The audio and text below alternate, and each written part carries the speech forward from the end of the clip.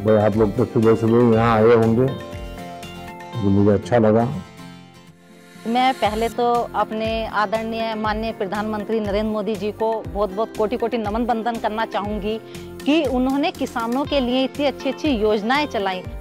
आज खाद्यान्न की लगभग 70 वैरायटीज और बागवानी की 40 वैरायटीज नए वैरायटीज किसानों को प्राप्त हो रही है।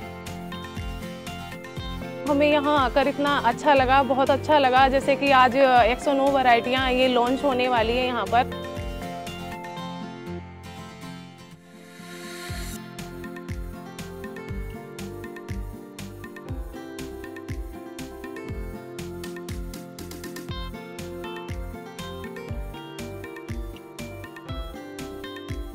मैं मुख्यतः गवार बाजरा गेहूं की खेती करता हूँ और बाजरा ज़्यादा प्रेफर करता हूँ। और इसमें जो है डायबिटीज़ वगैरह कैंसर से लड़ने की क्षमता है बाजरे में, सुपर फूड है। तो श्री अन्न जो नाम दिया इसको सच्ची मुच्ची अच्छे करके दिया।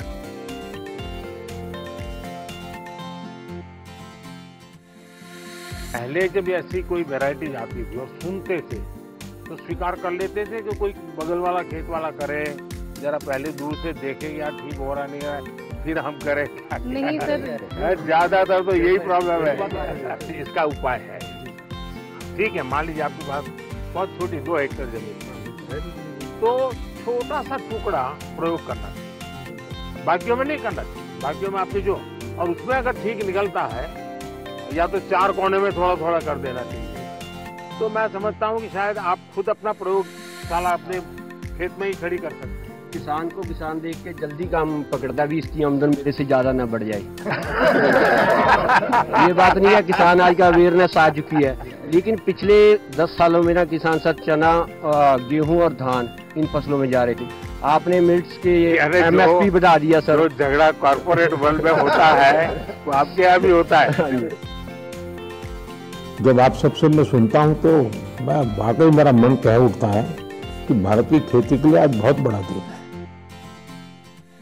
3 देश के लोग हैं जिनका रुचि बढ़ा है। हाँ, अमेरिका के लोग हमारे पास आए हैं। सूरीनेम से जो है, सूरीनेम से वो आके सांसद हमारे पास आए थे सर, इसके बारे में जानने के लिए, बातें करने के लिए। जो जैसे किसान भाई हैं, पहले सर सभी बाजरा रागी वगैरह काफी वर्षों पहले सभी करते थे और स्वस्थ भी रहते थे सर। इतनी बीमारियां जो आजकल हो गई हैं, तो ये बीमारियां भी नहीं थी।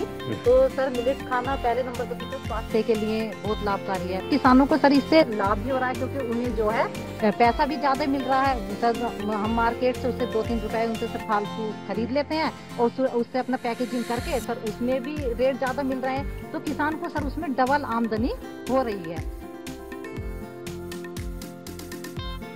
लाल बहादुर शास्त्री जी के जय जवान जय किसान को तो हमने बहुत सुना है।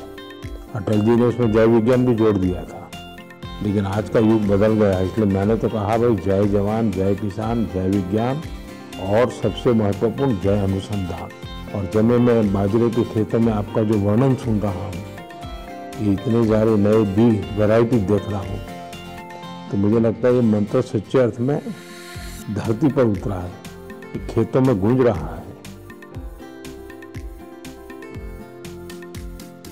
और आप तो प्रगतिशील लोग लगते हैं, आप प्रयोगशील भी लगते हैं, और इसलिए मैं देख रहा हूँ कि आपके चेहरे पर ये जो खुशी है ना, ये सभी किसानों के चेहरे पर कैसे आए। ये जो 11 किस्में आपके सुझाव थे, आपको आपने 18-19 में हमें सुझाव दिया था कि अंडर यूटिलाइज क्रॉप्स को हमें मेन स्ट्रीम करना है। हमने तब से अनुसंधान शुरू किया और ये 11 वैरायटी जो है हमने इसकी निकाली है। लैब में काम करने वाले और लैंड पे काम करने वालों का ये नाता, यही तो सबसे बड़ी ताकत है। देखिए, किसानों वैज्ञानिकों ने आपसे जो सुना जाना, उसके आधार पर जो सोच की, इसी में से तो नई नई वैरायटीज आ रही हैं। और आपके चेहरे से लग रहा है आपको तो बहुत अच्छा लगता होगा। भाई किसान लोग बताइए, नई नई वैरायटी होती है, आप लोगों को कैसा लगता है? आइए किसान मेरे अंडर आ जाए इस खाते में। भारत सरकार की स्कीम आई थी मेरा गांव मेरा गौरव। हाँ, तो मेरे भी गांव का क्लस्टर IRA ने अडॉप्ट किया था। हाँ, तो उसमें हर सोमवार को हमने एक दिन तय किया था कि फार्म स्कूल चलेगा। कोई ना कोई साइंटिस्ट यहाँ से आता था तो जो हमारी समस्या थी कि हमारा चावल रिजेक्ट हो रहा था बाहर पेस्टिसाइड की वजह से, तो हमारे किसानों के ग्रुप को वो समझाया गया कि आपने ये पेस्टिसाइड नहीं डालनी और एक गैप के तहत गुड एग्रीकल्चर प्रैक्टिस के तहत आप खेती करोगे। तो आज की डेट में ये पोजीशन है कि हमारा चावल पहले खेत से सैंपलिंग होता है और फिर उसका टेस्टिंग होता है, फिर एक्सपोर्टर लेता है और उसका हमें बाद में हमारा चावल जाने के बाद हमें एक्स्ट्रा बोनस देता है। भारत सरकार ने प्राकृतिक खेती को बढ़ावा दिया, उसका भी हम धन्यवाद करते हैं। मेरा नाम अनीता है, मैं आदर्श महिला स्वयं सहायता समूह से जुड़ी हुई हूँ और मैं गन्ने की पोत तैयार करती हूँ।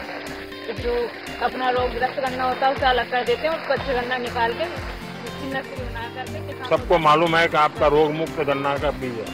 किसान का मन करना चाहिए कि कृषि विज्ञान केंद्र जाना, वहाँ पूछना समझना, कोई नई चीज आई है तो यहाँ किसी से फोन पे बात करना।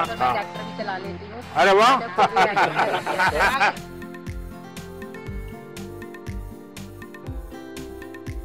किसान सम्मान निधि है, इसका तो कहना ही क्या है। और सिंचाई से भी जो आज हिंदुस्तान के कोने कोने से जब मैं फ्यूचर सुनता हूँ ना कि किसान खुद अपनी धरती माँ की चिंता करने लगा है, वो भी मानने लगा है कि भाई ये उर्वरक, ये फर्टिलाइजर, ये पेस्टिसाइड्स, ये दवाइयाँ सब तबाही कर रही है और वो प्राकृतिक खेती की तरफ मुड़ रहा है। और मैं देख रहा हूँ जब किसानों ने प्राकृतिक खेती की कमान संभाल ली है तो परिणाम बहुत बड़ा आएगा। मैंने तो पहले ही कहा था भाई तीसरे टर्म में मैं 3 गुना रफ्तार से काम करूंगा और यही तो 3 गुना रफ्तार है जब आज करीब 109 वैरायटीज किसानों के चरणों में रखते हुए किसको आनंद नहीं। इससे पहले क्या होता था कि ये जब उद्घाटन होते थे नई किस्मों के बीज के तो कहीं ऑडिटोरियम में बैठ के और अपना रिबन कट जाता। कई बार हुआ किसान बुलाए और किसानों से पूछा, मुझे यकीन नहीं था कि वो इतना डीपली जाके पूछेंगे। उन्होंने बहुत अच्छी बातें पूछी।